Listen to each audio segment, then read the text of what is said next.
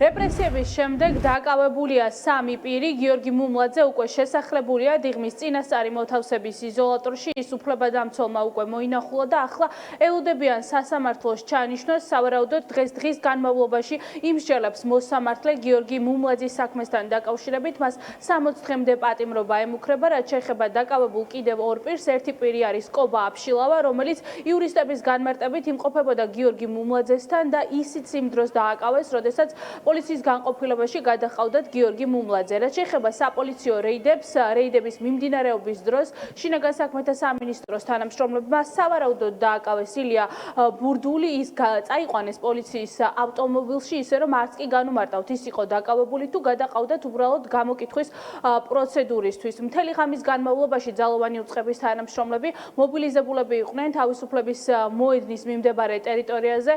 საპოლიციო რეიდი მიმდინარეობდა, აჩერებდნენ ყველას, ადგენდნენ სპეციალურ ოქმებს. ოქმი შეუდგინეს მიხელ ზარეკაშვილსაც, რომელიც რუსთაველის გამზირზე ყოველდღიურად გადაადგილდება. ეს არ იყო პირველი შემთხვევა, როდესაც მას პირბადის გამო შეუდგინეს ოქმი. სამოქალაქო აქტივისტები და ის ადამიანები, ვინც ყოველდღიურად არიან დედაქალაქის ცენტრალურ გამზირზე, ამბობენ, რომ ეს არის რეპრესიების ახალი ტალღა, რომელსაც წინააღმდეგობით ყოველდღიურად უპასუხებენ.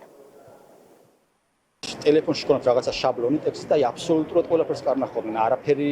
არაფერი არ ჩაწერილა ამ ოქროში დღეს ამათ ინიციატივით. მე ჩემსაც მივახციე და კიდე ერთხელ ვიცადე რომ ამათთვის მეჩვენებინა რომ სასაცილო მდგომარეობაში გდებენ თავს, ოღონდ ჩვენგან კი არა, ვინც ზემოდან ავალებს და ეს კანონი აბუჩადიგვდებს მართლა ამ ხალხს. კი ოქმი შემიდგინეს და 5 პირბადა ჩაამართეს. არაფერი არ განუმარტავთ, 3 ვიყავით, 3-ვე შეგვამოწმეს, პირადი ნომერი გადაამოწმეს, გავჭრიკეს და ერთი წაიყვანეს, არც გითხრეს სად მიყავთ, არც გითხრეს რატომ მიყავთ, ან რას უპირებენ. სავარაუდოდ მოხდა მისი დაკავება? სავარაუდოდ კი, ჩასვლის მანქანაში წაიყვანეს. ეს პიროვნება, ვინც გადაიყვანეს, იყო საპროტესტო აქციებზე აქტიურად ჩართული პიროვნება. ჩვეულებრივად მონაწილეობთ აქციებში, ყოველდღიურ რეჟიმში მეტნაკლებად. სავარაუდოდ წინა დღეებიდან მოხდა უკვე მისი ამოცნობა? არ ვიცი, არც გვეუბნებიან, არც განგვიმარტეს, არაფერი არ ვიცით.